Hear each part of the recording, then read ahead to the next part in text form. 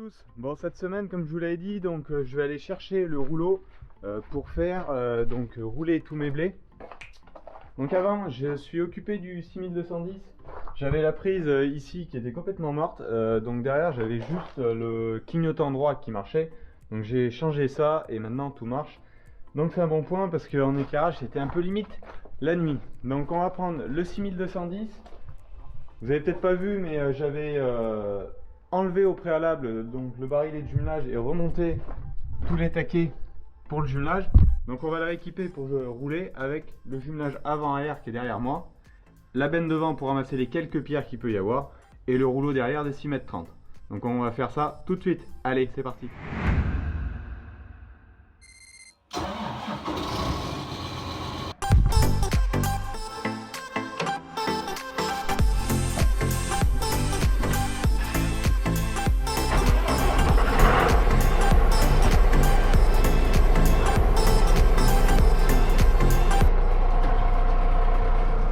Blocage de l'essieu-suiveur de la benne.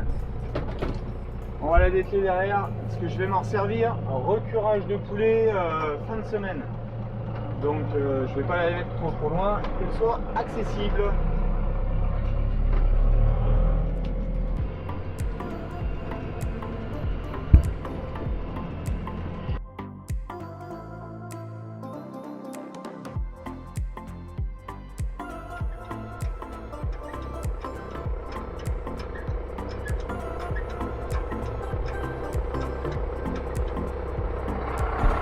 Et ce que je vous disais, donc là si on pousse, qui est combien là, ça libère le loquet et quand on baisse la remorque, ça appuie ici et avec le ressort qui se trouve là, ça vient verrouiller la benne en position attelée.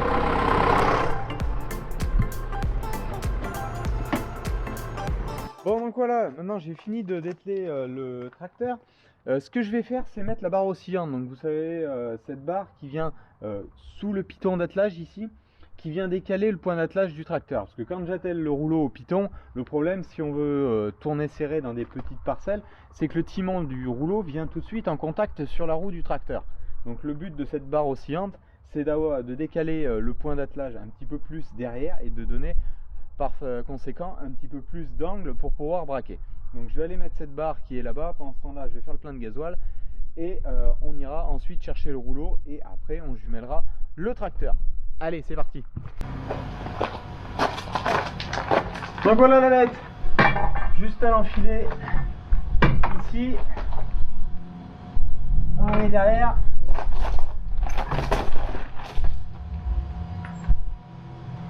Donc en fait, il y a un axe avec un écrou qui va comme ça pour la bloquer, qu'elle ne revienne pas en arrière.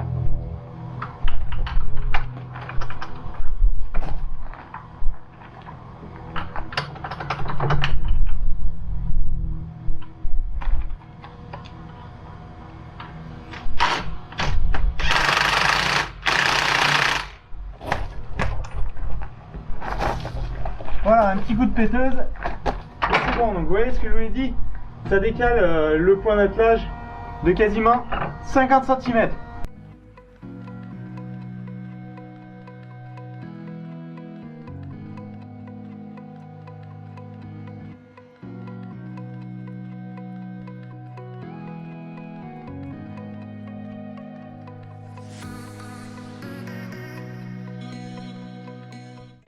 Bon, comme vous le voyez derrière moi, je viens de récupérer le rouleau.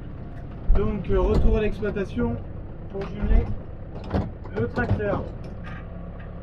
Jumeler le tracteur et puis dégonfler les roues parce que comme j'ai fait du transport, il est ultra gonflé et c'est vraiment un tape-cul. Et bon, pour aller rouler, on va mettre en pression minimum tous les pneus. Pour ça, je vais utiliser une application que vous avez vue sur internet. Je vous fais voir tout ça sur mon téléphone tout de suite après. Allez. Pendant que je viens d'arriver à la ferme, vous allez voir donc sur le portable, je vous le mets sur le côté de la vidéo. Donc j'utilise pour cela sur 365 FarmNet l'application Michelin Agro-Pressure. Donc le but, comme vous voyez, c'est d'enregistrer toutes les pressions de chaque matériel. Il suffit d'enregistrer, donc c'est gratuit. Vous pouvez aller créer un compte sur 365 FarmNet de votre exploitation. Ensuite, vous allez enregistrer dessus tout votre parc matériel, tous vos tracteurs, tous vos outils, traînées, et tous les outils que vous mettez sur chaque tracteur, avec les différents poids et déports de chaque outil. Donc là, comme vous le voyez, donc on est avec le 6210, donc j'ai pas le rouleau de renseigner, erreur de ma part, c'est pas un outil que j'utilise très souvent, donc je ne l'ai pas renseigné, mais on est en gros sur les mêmes charges que la herse lourde. Donc on va prendre la herse lourde, on rentre dedans et on peut voir donc la herse lourde en mode champ. Donc pourquoi je prends la herse lourde? Parce que je l'ai en configuration dual, donc jumelage avant-arrière. Donc on peut voir pression 0,4 sans couple, donc sur chaque roue si on est jumelé avant et à l'arrière, et avec couple 0,8. Donc étant donné qu'on n'a pas un gros effort de traction avec le rouleau, 0,4 étant la plage minimale, moi je vais me mettre entre 0,5 et 0,6 sur chaque roue. Je vais avoir la benne à l'avant avec quelques pierres, mais ça fait pas un poids énorme, ça va être même relativement ridicule. Donc je vais me mettre entre 0,5 et 0,6 de pression. Donc on est parti, on va monter le jumelage et dégonfler ensuite les roues. C'est parti. Bon, donc pour mettre le jumelage, petite cale de bois pour relever la roue du tracteur, justement pour pouvoir mettre en place le jumelage tranquillement. Celle-là elle n'est pas très épaisse, mais il n'y a pas besoin qu'elle soit épaisse vu la pression que j'ai dans les roues. Les roues vont vite se lever pour déporter et pouvoir mettre le jumelage. Donc je vous fais voir tout ça.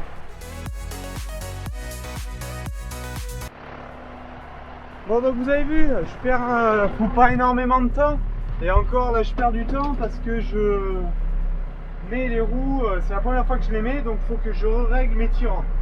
J'ai pas un gros réglage comme le 6300 était globalement le même tracteur que le 6210, donc les déports sont à peu près les mêmes, mais ça se joue à 5 mm près. Je suis obligé de régler un tout petit peu la longueur des tirants.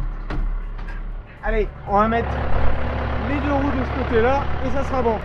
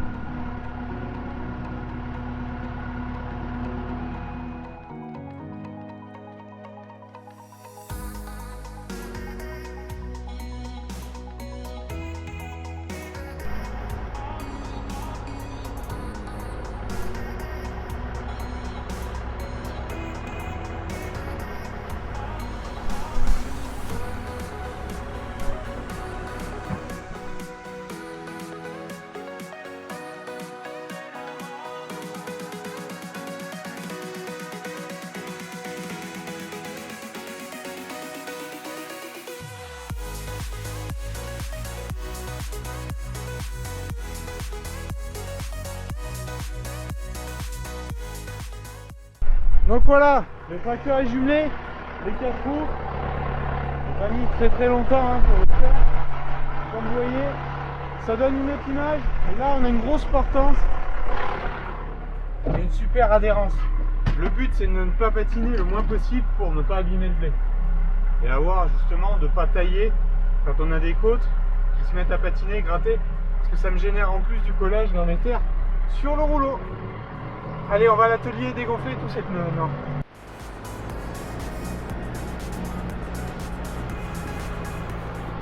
Bon, donc on va dégonfler. Bon, pourquoi j'ai modifié donc mes tirants? Parce que en fait j'étais, donc on n'a pas tout à fait, mais à rien près, mais à 5 mm je pense à peu près, le même déport sur le 6300 et sur le 6210. Je suis toujours en 38, que ce soit enfin 28 à l'avant, 38 à l'arrière. Par contre, le 6300 était en 480 70 38 derrière, et là je suis en 18 4 38, c'est-à-dire 460 à peu près, 460 480 ça dépend des marques, par 85 sur 38. Donc en fait j'ai des pneus qui ont gagné à peu près 8 cm de diamètre de plus. Donc c'est plutôt mieux parce que ça me permet de dégonfler un petit peu plus et d'avoir plus de flancs qui s'appuient au sol. Donc pour vérifier la pression, petit manomètre digital. Donc là, je sais pas si vous voyez, on est à 0,8 là-dedans. Donc on va dégonfler les roues. Pour ça, je démonte ici la valve. Il suffit de compter en temps à peu près, quand on a fait une roue, on sait où on en est.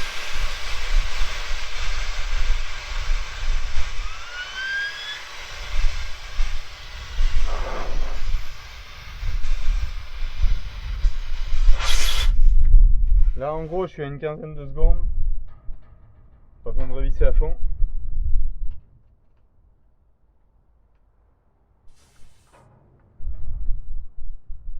Vous voyez, j'en ai fait de trop, je suis à 0,4. Donc je remettrai un petit peu de pression. Donc je vais faire toutes les autres roues du jumelage en gros sur enfin l'autre roue en gros sur 10 secondes et puis je vérifierai comme ça pour être le plus juste possible. Allez, je fais tout ça. Bon, donc maintenant étape suivante pour je suis en train de monter tout le guidage. Donc il faut démêler un petit peu sac de nœuds si on peut dire. Deux câbles pour tout l'ATU. Bon, c'est pas bien compliqué, mais faut en mettre d'un côté. Donc ça c'est toute la partie ligne isobus. Quentin a modifié le relais pour l'épandeur en grès. Donc ça faut que je le remonte. Hop, ça va derrière. Ça c'est la partie qui va justement à la console. Donc on branche sur elle tout ça. Hop. Là, forcément si je mets la prise à l'envers elle veut pas rentrer. Ensuite donc ça partie alimentation, prise 3 plots juste ici. Donc ça on est bon, ça je le laisse derrière, je le branche pas comme j'ai pas besoin de tout ce qui est isobus. Et maintenant la partie antenne. Donc ça, hop. Ça c'est le gros avantage des tracteurs qui sont intégrés. On n'a pas besoin de se traîner tout le câblage. Alors vous allez me dire que j'ai qu'à acheter un faisceau pour chaque tracteur, c'est à peu près le cas. Sauf que j'ai jamais pris le temps de les monter et de les faire passer dans les montants de cabine et tout, étant donné l'atelier que j'ai pour l'instant. J'ai pas envie trop de passer du temps là-dessus, ça viendra effectivement à terme. Voilà, bon ça me reste à régler l'antenne et je suis tout bon. Alors, comme vous le voyez, donc je viens de finir d'installer la 4640, le guidage, donc tout est prêt à fonctionner maintenant. Il me reste simplement à mettre la caisse devant, la petite benne. Donc sur le relevage avant, comme vous voyez, bon, ça l'équipe un peu mieux. En attendant qu'il soit refait avec des garde-boue devant, la calandre refaite et tout, ça aura tout de suite meilleure allure que maintenant. Mais enfin bon, au moins on a un outil qui est efficace là et pour faire du travail en bonne condition. Bon, allez, je vais démarrer et on va mettre la petite benne. Alors, donc je suis dans la parcelle, on est à côté de l'exploitation, donc je vais voir. Déjà au sol, bon j'avais regardé. Comme vous voyez là, c'est relativement sec, mais on a tout de suite du frais dessous. Bon, ici on est sur du blé semé derrière un maïs en silage 750A et terminé au combiné. Ça devrait passer, parce qu'on voit quelques pourritures à certains endroits de vers de terre, donc tout ça on va appuyer, parce qu'avec le gel, même si on a eu peu de gel cette année, ça a eu tendance à s'essouffler, et c'est d'autant pire dans ce que j'ai fait au combiné, parce que sans rouleau paquet, ça souffle beaucoup plus. Allez, on va déplier l'outil et attaquer. Donc pour déplier, ça se passe avec le distributeur, donc en hydraulique. Seule chose, c'est que j'ai la sécurité derrière à tirer. Et après, un coup de distributeur.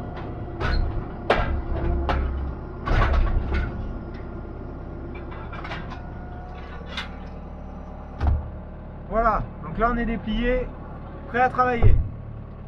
C'est pas un gros rouleau, c'est un 6,30 m, mais par rapport à ce que je roule d'habitude, je l'ai en copropriété avec un collègue, donc ça permet de faire une surface assez conséquente, sachant que je roule autour de 10 km/h, ça fait autour de 6 hectares à l'heure de débit de chantier. Allez, on est parti pour faire tout ça. Allez, donc je suis parti, là je suis avec le guidage. J'ai tout paramétré, comme vous voyez là, par rapport à mes droites, vous pouvez voir le blé derrière, donc levé relativement homogène, c'est vraiment pas mal. C'est le peu que j'ai pu semer avec le 750A, mais en termes de précision, de profondeur, ben, on est beaucoup mieux que le combiné, étant donné qu'on plante tout, mais qu'on grattait un petit peu de terre et qu'on plante tout à profondeur régulière.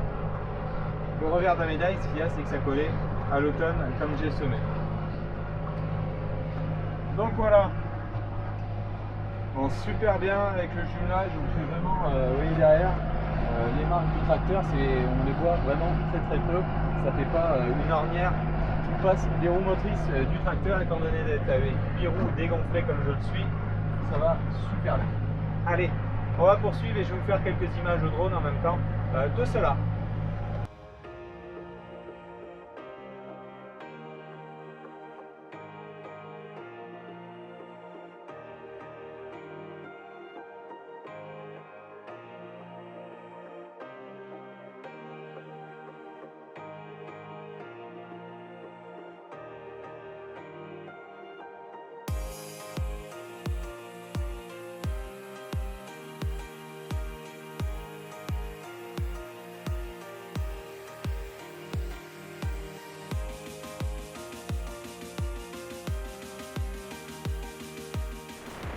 Et petit arrêt, Pierre.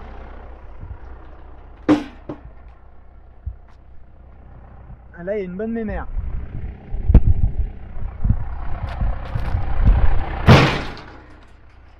Allez, 2-3 pierres. Tant que j'y suis, ça fera plus propre.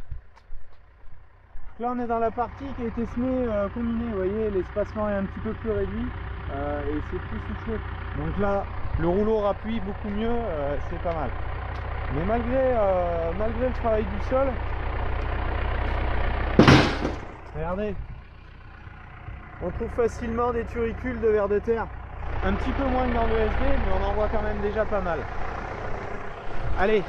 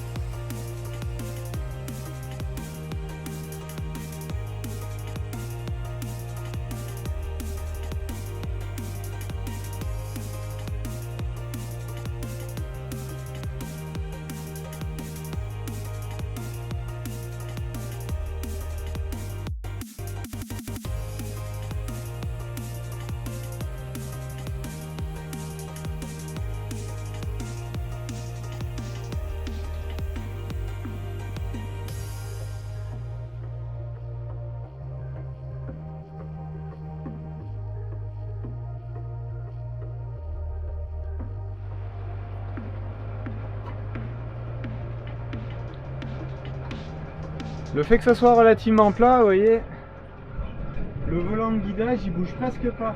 Alors qu'on est bon ici à la console, mais il bouge presque pas.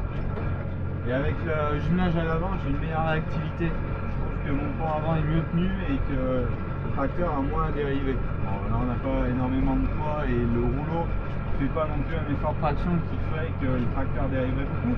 Mais même, vous voyez, on passe en erreur maximale à 1 cm. Et là je suis avec l'antenne en signal gratuit SF1. Bon allez, la nuit va nous y prendre.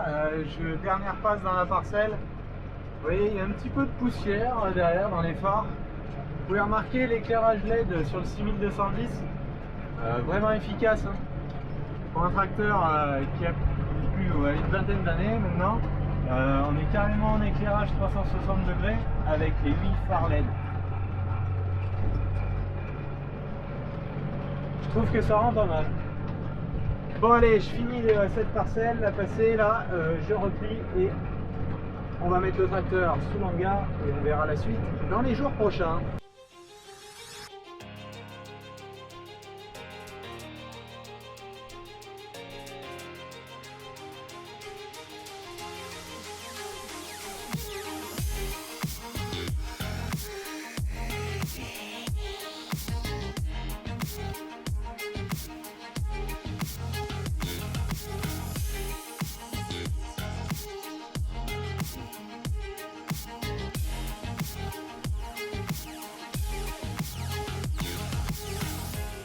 Bon, donc j'arrive dans une nouvelle parcelle, on voit pas trop bien en contre-jour le blé, donc là derrière un maïs grain semi-combiné, donc là je suis déplié sur le bord de la parcelle, donc on va rechercher la parcelle, hop, nouveau truc, donc voilà, ça on est bon, paf, on prend le passage est, et là on a simplement appuyé sur on pour faire la couverture, et là vous voyez, ça va bleuir en même temps.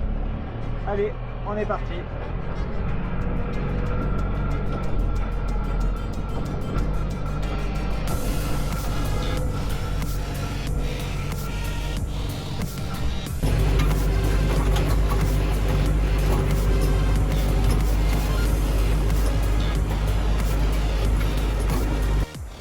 Bon, je sais pas si vous voyez derrière moi, les premières gouttes arrivent.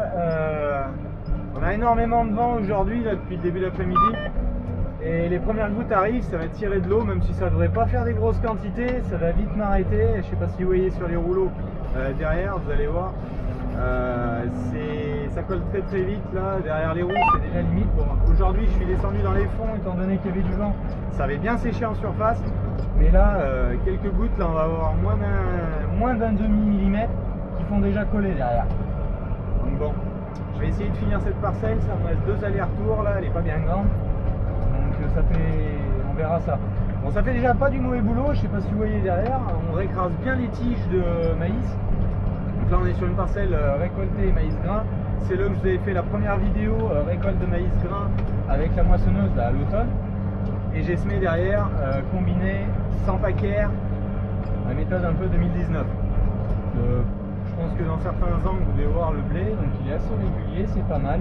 Il n'est pas très épais. Mais ici je préfère qu'il soit comme ça et qu'il tale bien. C'est de la terre qui tale pas trop mal. Et l'avantage avec le rouleau, on accroît ce phénomène de talage quand on le fait à cette époque là. Donc c'est pas dangereux pour le blé, faut pas que ça gèle derrière, mais faut le faire à un stade, au stade de talage, donc 2 ou 3 feuilles, voire talage, mais pas au début de la montaison. Si l'épi est commencé de monter, bien sûr faut pas faire cette opération. Donc voilà. Allez, on va poursuivre et on rentrera à mon avis à l'exploitation. Comme ça va vite nous arrêter, on fera un petit brin d'entretien sur le rouleau, les quelques graisseurs, et je vous explique tout ça après. Allez.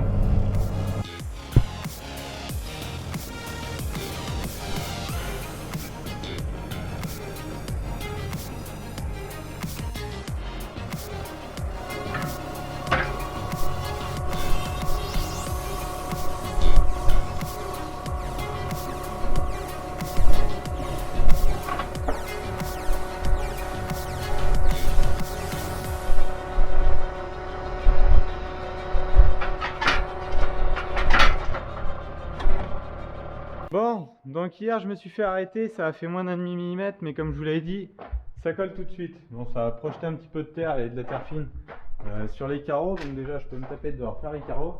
Et puis vous voyez sur le rouleau, tout de suite, ça avait tendance à coller. Donc on était limite, d'accord, mais juste moins d'un demi-millimètre, vous voyez, on colle tout de suite. Donc c'est un peu le problème chez nous de notre terre. Comme je vous le dis assez souvent, l'argile, elle colle, elle est amoureuse. Donc maintenant ce que je vais faire, c'est faire un petit peu d'entretien, comme j'ai fait une petite journée de roulage à peu près depuis que j'ai commencé. Donc je vais graisser tous les paliers des rouleaux. Donc il y a 3 rouleaux, 2 paliers par rouleau, plus les roues, je peux mettre un petit coup après les roues de transport, malgré qu'elles font beaucoup moins de parcours que les paliers des rouleaux dans le champ, parce qu'on parcourt plus de distance dans le champ à rouler que sur la route pour aller aux parcelles. Allez, on va faire ça. Vous voyez, ils sont juste là, à chaque bout et en bas. C'est juste mettre 2-3 coups de pompe, histoire que la graisse sorte bien et qu'il soit bien, qu'il ne tourne pas à sec. Voilà, comme ça, la même chose de l'autre côté.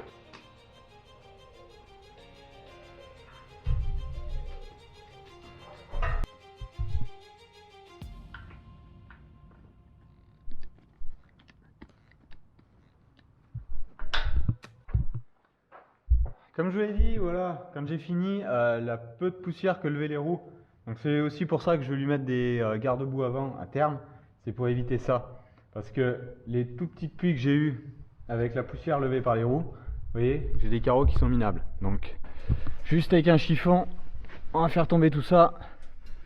C'est pas que les carreaux sont sales dessous, mais au moins ça devient propre. Voilà, allez, je vais faire tout le tour de la cabine. De cette façon-là, ça sera beaucoup mieux et l'ensemble sera prêt pour continuer de rouler quand les conditions le permettra.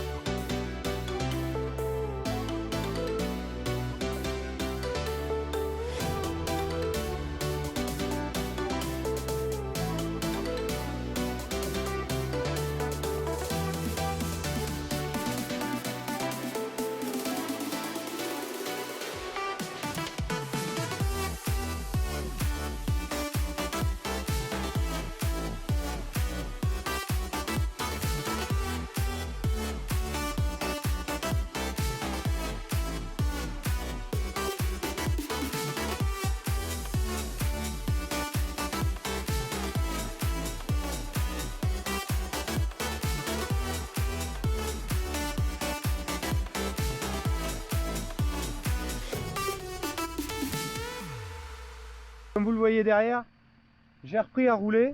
Ça a bien séché de la petite pluie d'hier soir et ce matin. Donc ça va pas mal, ça a débourré bien le rouleau, il est propre. Et là en plus, je vais vous faire voir sur cette parcelle, j'en profite en plus qu'il n'y ait pas de vent. Donc niveau micro ça doit être mieux.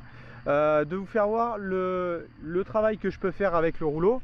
Donc là, j'ai fait une bande sur deux. Donc là vous pouvez voir ici le passage du rouleau, vous voyez les stries du rouleau qui rappuie bien la terre pour que le blé ait un enracinement, que le contact racine-terre soit bien bon, et en plus ça lui favorise le talage. À côté vous voyez quand c'est pas fait, donc là vous avez tous ces agrégats là, de terre qui fusent par le rouleau. Vous voyez, on a une terre qui est beaucoup plus lisse et affinée après le rouleau qu'avant. Donc ça réchauffe aussi un petit peu le dessus de faire ça. Ça dope un petit peu le blé. Donc je vais faire, là aussi je vais essayer dans cette parcelle de faire une mangue pour voir la différence s'il y en a une en termes visuels. Après le but aussi du rouleau, c'est d'aller écraser quelques petites pierres. Donc là je suis pas dans le meilleur rond de la parcelle pour vous le faire voir, mais vous allez le voir sur le drone, il y a des endroits où j'ai des pierres que j'ai levées avec le chisel. Donc le but c'est de les écraser comme on a un sol qui est suffisamment souple. Vous voyez, sous mon pied, ça s'écrase pas mal. Donc là on est derrière les betteraves. Je veux aussi que vous voyez, si on se met comme ça là vous voyez un peu mieux, on a le soleil derrière, mais ça vous permet de voir le blé. Donc il n'est pas super épais, super développé. Ça c'est le blé que j'ai semé autour du 17 décembre, et c'est le blé que beaucoup m'avaient dit que je suis fou de passer au chisel derrière l'arrachage. Ça c'est la parcelle qui a été arrachée en dernier, que vous voyez si catastrophique au mois de décembre. Vous voyez dans quel état elle est aujourd'hui, juste avec un coup de chisel, et semi au combiné, sans paquet air là aussi. Donc voilà, c'est pour vous faire un petit retour de cela. J'ai eu pas mal de critiques par rapport au travail que je faisais à ce moment-là. Je voulais juste maintenant que vous visualisez le travail après. Si j'ai fait cette méthode-là, c'est que j'étais à peu près sûr de mon coup. Donc voilà. Allez, on va reprendre à rouler. Je vais vous faire quelques images en cabine.